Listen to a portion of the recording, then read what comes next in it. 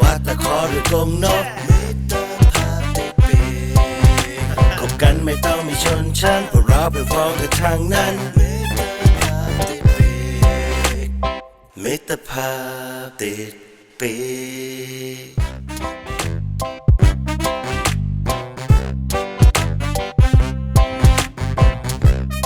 ครับขอสวัสดีอีกครั้งนะครับ สวัสดีครับ ครับก็ขอเข้ารายการมิตรภาพติดปีกอย่างเป็นทางการนิดนึงนะครับผมอันนี้เราอยู่กับนายกสมาคมบินหลาแห่งประเทศสิงคโปร์ครับให้เขาแนะนำตัวเป็นทางการนิดนึงครับ สวัสดีครับสวัสดีครับ Okay, let's to introduce yourself. Okay, I am from Singapore. My name is Alan. I keep Bila in Singapore. อันนี้ผมจะสอบถามนิดนึงว่าอย่างในประเทศสิงคโปร์เนี่ยวัตถุประสงค์ในการเลี้ยงบินหลาส่วนใหญ่เนี่ยจะเลี้ยงเพื่อประกวดหรือเพื่อเป็นเหมือนกับสัตว์เลี้ยงเป็นเพชรประจำบ้าน พี่น้องท่านใดที่มาแล้วนะครับมารับบัตรรับเบอร์ได้เลยนะครับท่านใดที่มา In แล้วรับบัตรรับเบอ Singapore, ร์ได้เลยนะครับ we'll feeding the billa for invitation or feeding in the house. like a Okay. pet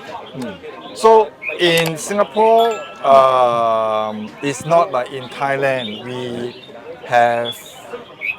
very limited insects because Bila is insectivore. Yep. So they need a lot of insects for the food for the food. Yep. So we keep, we have cricket, which is chinlik. We have kamudang, but sometimes we have alright kamudang. Takatang, sometimes we have. So for breeding competition, we like to have form. We mostly give cricket, which is chinlik. So whatever we give the chinlik kin, we give them bird. So it's very important, very important. บัต But รได้เลยนะครับ uh, อีกสักครู่เดี๋ยวขึ้นไลน์ over อีกสักครู่เดี๋ยวขึ้นไลน์ many years นะ รับบัตรได้เลย Singapore have many good sama bila food. Yep So Yep. many generations they have good food. Until now we have new generations from Vietnam, from Thailand, Yep. from Malaysia, from Singapore. So all the food. So the people วัน who นี้เรามีผ้า feed นะครับ they don't like you have 10 birds, โอ้โหวัน but นี้ not มี all ผ้า 10 birds will like มี one ผ้า type. เกียรติยศ So ให้หนึ่งผืนนะครับ they วันนี้ try. ปักโดยเออ้วนนะครับ Majority, if ร้านนี้ you, กวาดเรียบ it's the character of ห the วาน bird. เจี๊ยบ Very หวาน important. เจี๊ยบช่วงนี้เขาจะนอน Food is maybe 20%, 30%. in 70% is feed from the live Live food or dry food. live But food. if you want to competition for Yep. Bila, character is very important. อ่าฮะ If the bird no character, อ่าฮะ you give nothing health food, you give the bird. อ่ะพี่น้องมารับบัตร ก็คือเท่าที่คุยกันเมื่อกี้นะฮะก็ถามว่าผมได้ถามไปว่าการเลี้ยงนกบินหลาเนี่ยที่สิงคโปร์เนี่ยมีการเลี้ยงเป็นเหมือนกับไว้แข่งหรือไว้เป็นเพชรและส่วนใหญ่นะครับทางคุณท่านก็ตอบมาว่าในสิงคโปร์เนี่ยเนื่องจากประเทศเขาเล็กมันเป็นการยากที่จะหาอาหารสดในการเลี้ยงเพราะบินหลาเป็นนกกินแมลงใช่ไหมอย่างที่เรารู้กันอยู่นะฮะก็คือพอมันยากในการที่หาในการเลี้ยงเนี่ยเขาก็จะมีการคัดคาแรคเตอร์ของนกแต่ละตัว ก็คือคัดเหมือนกับบ้านเราจะใช้คำว่าอะไรดีคือนกที่มันเป็นนกแข่งอ่ะที่มันเป็นสันดานนกแข่งก็ถึงจะได้เลือกอาหารแต่ละอย่างให้ถูกกับนกแต่ละตัวที่จะใช้นะฮะเพราะถ้าเกิดอย่างเป็นนกที่จะเลี้ยงเป็นเพชรทั่วไปที่มันไม่ใช่มีลักษณะที่เป็นนกแข่งเนี่ยก็จะเลี้ยงด้วยอาหารเม็ดหรืออาหารอะไรก็ตามเพราะว่าในสิงคโปร์เองเนี่ยมีการทำอาหารเม็ดสำหรับบินหลามานานแล้วก็อาหารเขาก็ค่อนข้างดีสมบูรณ์หลักๆเลยในการเลือกก็คือเขาจะเลือกอาหารให้นกจากลักษณะคาแรคเตอร์ของนกเพราะว่าการให้นกแต่ละอย่างในอาหารแต่ละอย่างก็จะไม่เหมือนกันนะครับผมจะถามนิดนึงว่าแล้วในไทยเนี่ย การเลี้ยงนกบินหลาเนี่ยครับมันเป็นวัฒนธรรมของคนใต้ของบ้านเรา แล้วที่สิงคโปร์เนี่ยมันมีพื้นฐานวัฒนธรรมการเลี้ยงนกบินหลามายาวนานเหมือนกันหรือเปล่าครับ In Thailand, Villa is a culture at the south of Thailand, and in Singapore have a long time to feeding to culture in Singapore. Because bird keeping in Singapore, Bila is one of the oldest. There is saying, Bila is for more education people, alright but Hua Jok is for fighter. But Hua Jok now also education people also keep. So Bila same, but Bila is more of singing, melody, playing, structure. So, but now the new generation they want to go for long tail. So many years ago, the Singapore old generation they breed. They take Thai bird. They take Indo. They take Vietnam. They take Malaysia. Philippines don't have, but Thailand, Malaysia, Indo, Vietnam. yeah alright They bring in and breed to create more elegant bird.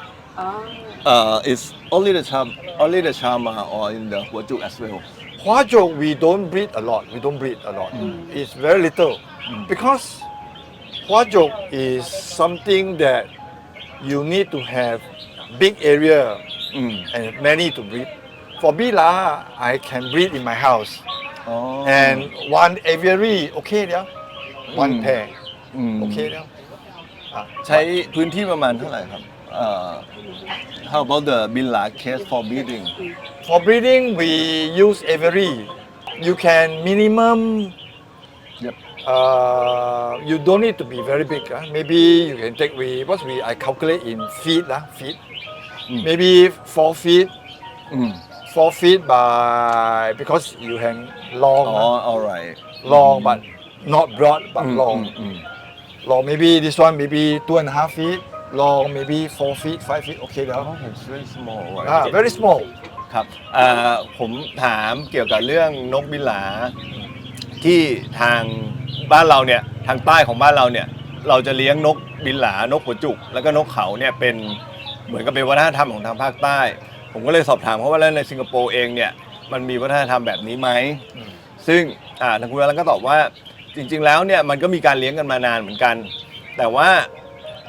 สมัยก่อนเนี่ยนกบินหลาเนี่ยจะมีการเลี้ยงแต่เฉพาะคนที่เหมือนกับคนระดับกลางขึ้นไปใช้คำว่าอย่างคนมีการศึกษานิดนึงแต่จริงๆแล้วผมเข้าใจว่าเขาจะสื่อว่าเหมือนกับคนที่เป็นระดับกลางขึ้นไป เพราะว่ามันจะมีความสุนทรีมากกว่าในการเลี้ยงในการฟังนะฮะเพราะมันจะมีเกี่ยวกับเรื่องโครงสร้างเรื่องสำนวนเรื่องเมโลดี้สูงต่ำของการร้องจะต่างจากหัวจุกซึ่งหัวจุกเนี่ยเป็นนกประเภทไฟเตอร์ร้องใส่กันอย่างเดียวเพราะฉะนั้นมาในยุคแรกเนี่ยเขาก็จะนิยมมาจากบินหลาก่อนแต่ปัจจุบันนี้ก็เริ่มมีการนิยมเลี้ยงหัวจุกเหมือนกันนะครับ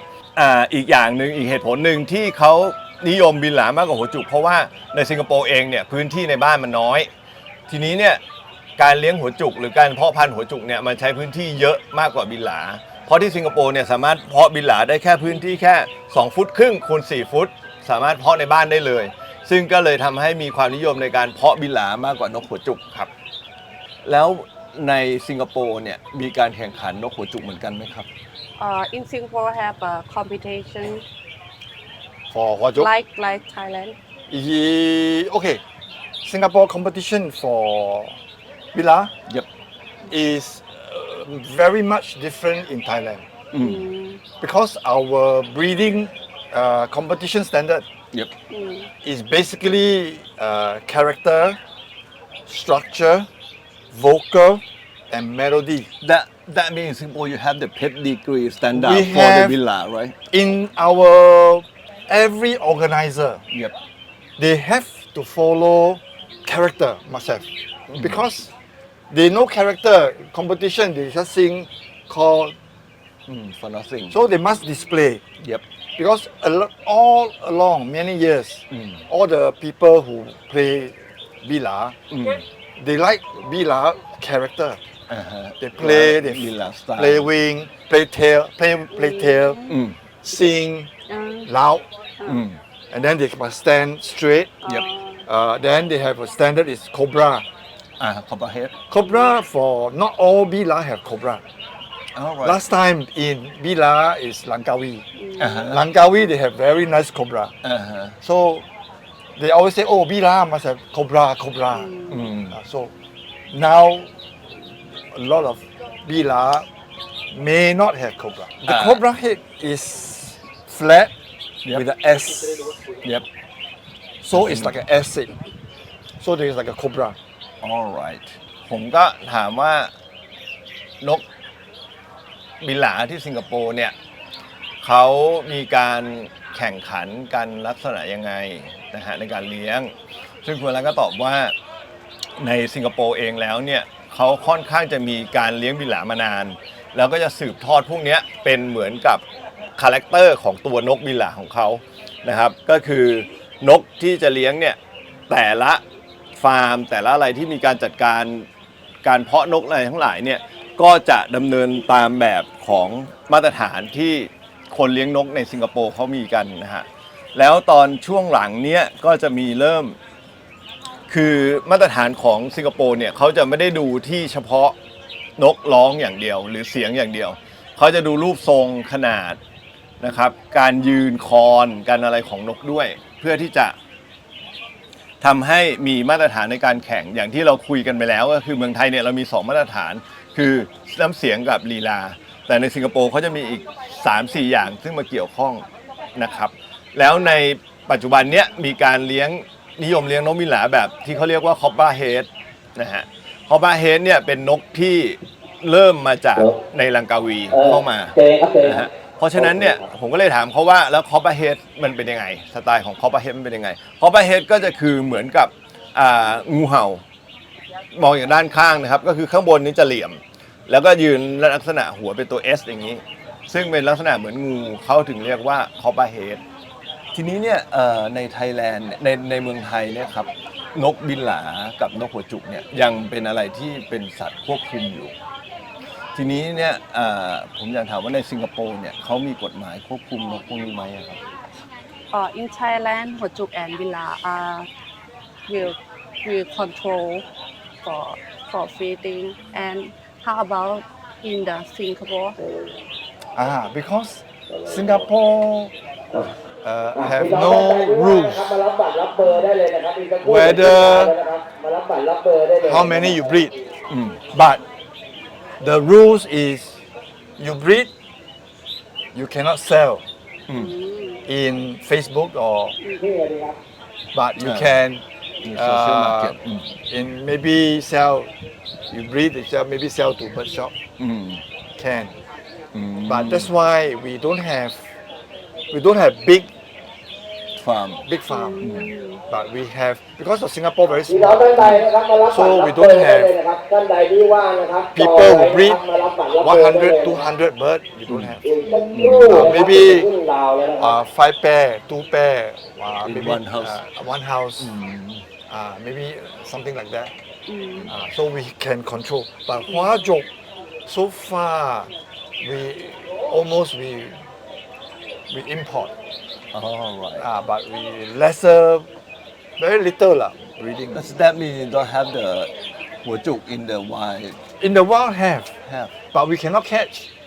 all right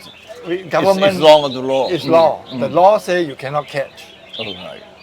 But the thing is, you cannot catch, but they are you can import the import also illegal, nah. illegal Also illegal because of many year bird flu, nah. So very gray, very gray. So where do we get our bird? It's very gray. oh That's why we in Bila,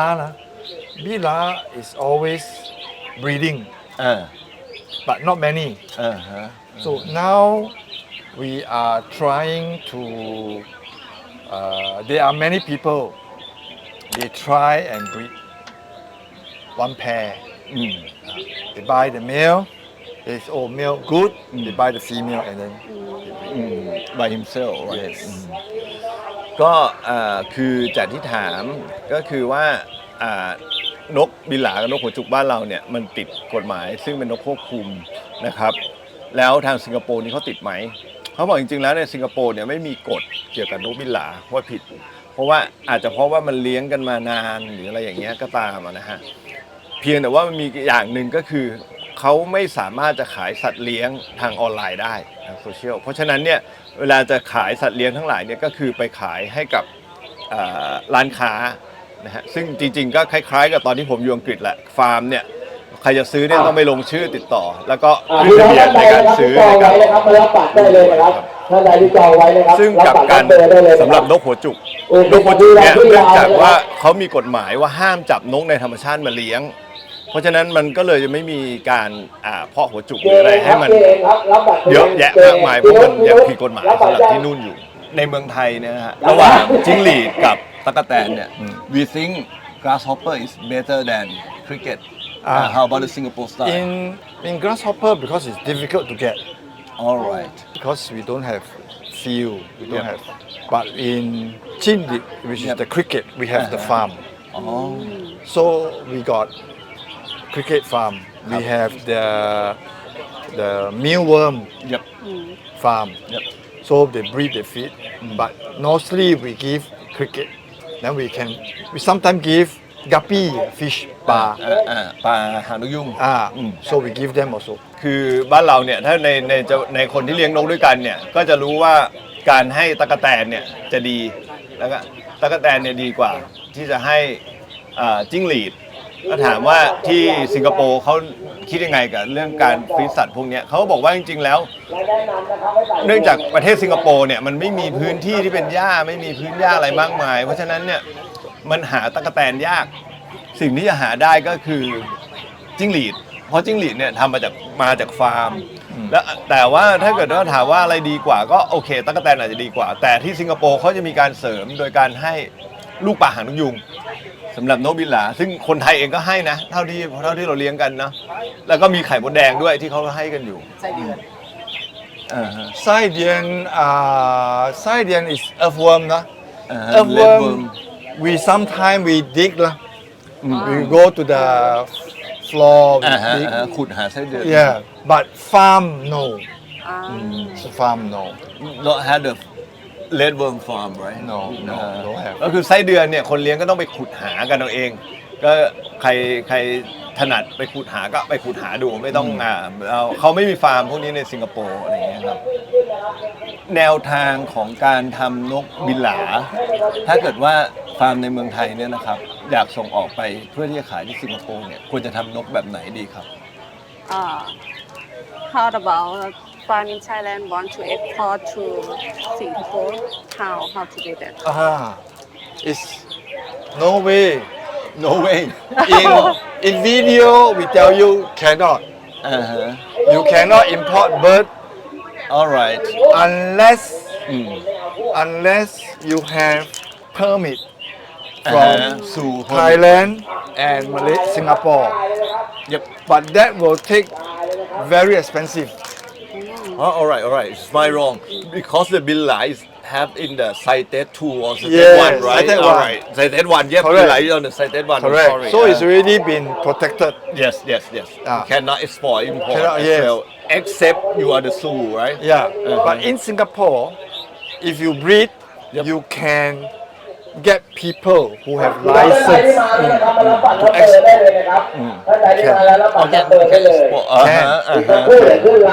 but all right แพงมากแพงมาก ใช่ very expensive like in the cited 1 is like the same of the hyacinth or something right correct yes correct ก็คือจริงๆแล้วเนี่ยผมผิดเองเพราะว่าผมไปถามเขาเกี่ยวกับเรื่อง import export ของไทยที่จะเข้าเอาบินหลาส่งไปที่สิงคโปร์นั้นน่ะผมลืมไปว่าจริงๆแล้วนกบินหลามันติดไซเตส1ซึ่งมันไม่สามารถที่จะไปพอได้ถ้าเกิดคุณมีใบอนุญาตสวนสัตว์โอเคคุณสามารถทำได้แต่ทีนี้เนี่ยในสิงคโปร์เนี่ยมันมีอย่างหนึ่งก็คือว่าถ้านกบินหลาที่เกิดจากการเพาะพันธุ์ของคุณเนี่ย สามารถที่จะส่งออกได้ และมันจะมีมูลค่ามหาศาลเพราะว่ามันเป็นนกที่ติดอยู่กับไซเตสแล้วคุณก็ไม่มีทางที่จะมาประกาศขายหรืออะไรอย่างถูกต้องได้นะครับโอเค thank you so much No problem. Alright. No problem. Thanks for your interview because we from we share Yep. the knowledge for bird keeping and we try to upgrade Yep. the standard of the bird culture. Then we can get the bird hobbies Yep. to raise the standard and to play this game Yep. better. คือเขาบอกว่าเหมือนกับประมาณว่า อยากให้แบบว่าการเลี้ยงนกอะค่ะ แบบยกระดับการเลี้ยงนก ให้เป็นเหมือนแบบงานอดิเรกก็คือยกระดับขึ้นให้แบบว่าดูแบบดีขึ้นมีคุณภาพขึ้นอะไรอย่างเงี้ยค่ะ ครับก็คือจริงๆแล้วเนี่ยคนที่เลี้ยงนก อืม เราเองเนี่ยเอเชียทุกคนเนี่ยผมคิดว่าต้องการที่จะทำให้นกเนี่ยมาตรฐานของนกเนี่ยมันสูงขึ้นอยู่แล้วนะฮะก็คือในสิงคโปร์เองเนี่ยเขาก็รู้สึกว่าเขาเลี้ยงมานานแล้วเดี๋ยวเขามีมาตรฐานในการแข่งขันซึ่งyour standard for competition is the same thing with the Vietnam right Vietnam they play kick out. So every round Yep. there will be a judge. Yep. If this bird no sing, Yep. okay, one round finish na. Okay, Yep. number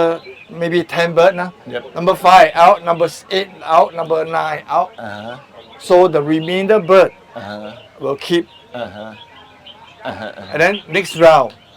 So left 10 bird, then left 5 bird, then Yep. slowly kick out. มีพัฒนาการครับ So Singapore is มารับบัตรด้วยครับ point system. มีพัฒนาการ So they have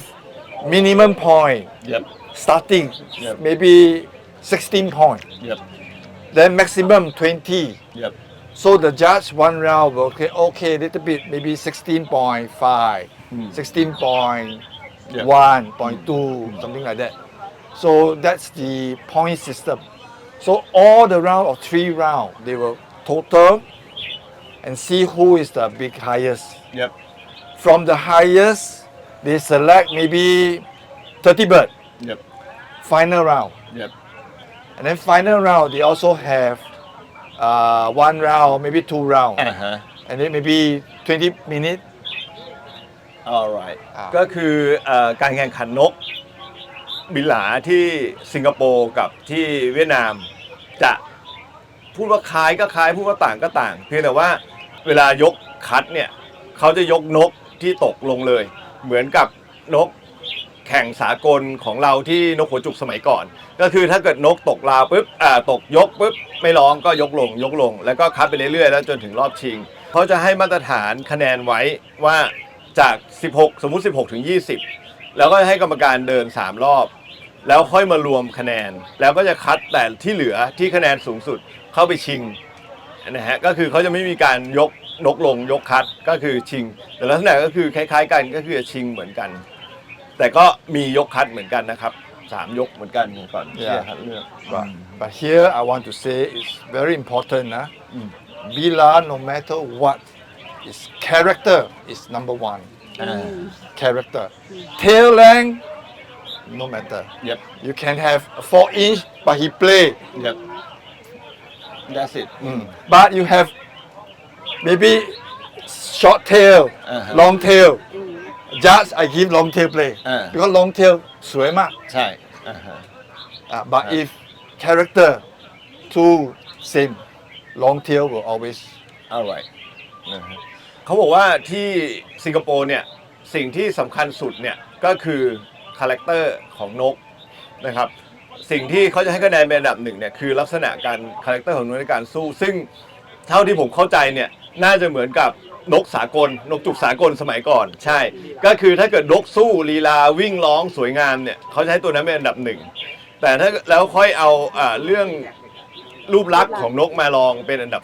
2นะฮะก็คือ that mean the first thing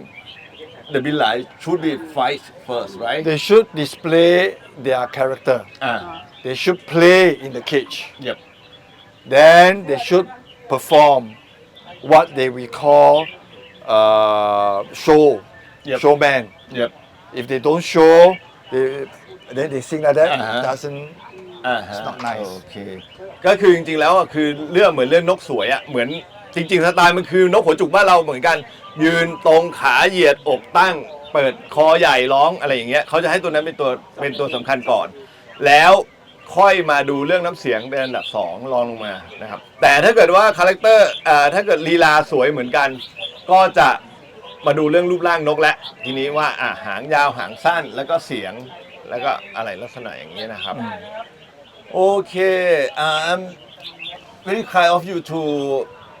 We share. yes to you share the We share, we experience share. and Yes. everything from Yes, your because style, right? I come to Thailand see many competition. Yep. I think we พี่ can น้ำครับพี่น้ำประตูครับ raise พี่ the น้ำประตู standard for the Bila พี่น้ำการหนิงครับรับบัตร to ครับ be พี่น้ำการหนิง a better competition. Because if you don't raise, That means from year to year, right?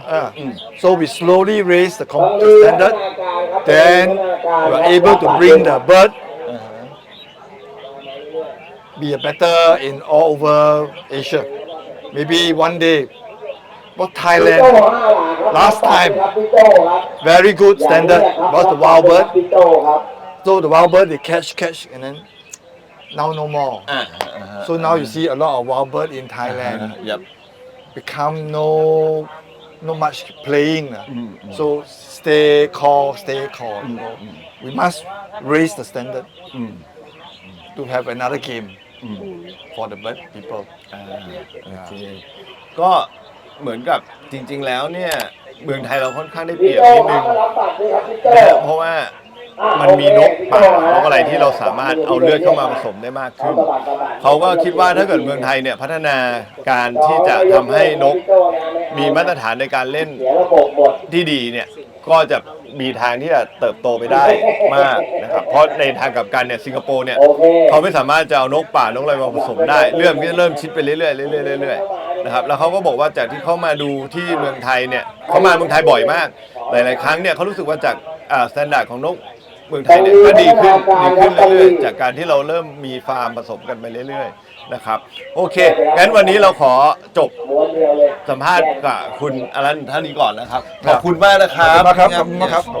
Thank Thank you you very much. Very Thank you kind of Thank you, you right? Yeah. Okay. Thank you ขอบคุณน้องด้วยนะครับ ครับ ผม ขอบคุณครับ ขอบคุณครับ ดูคลิปจบแล้วอย่าลืมกดติดตามกดกระดิ่งครับผมเพื่อที่จะไม่พลาดคลิปใหม่ ๆของเรานะครับผมมิตรภาพติดปีกขอบคุณครับ กันไม่ต้องมีชนชั้นเพราะเราเป็นพ้องกันทางนั้นมิตรภาพติดปีก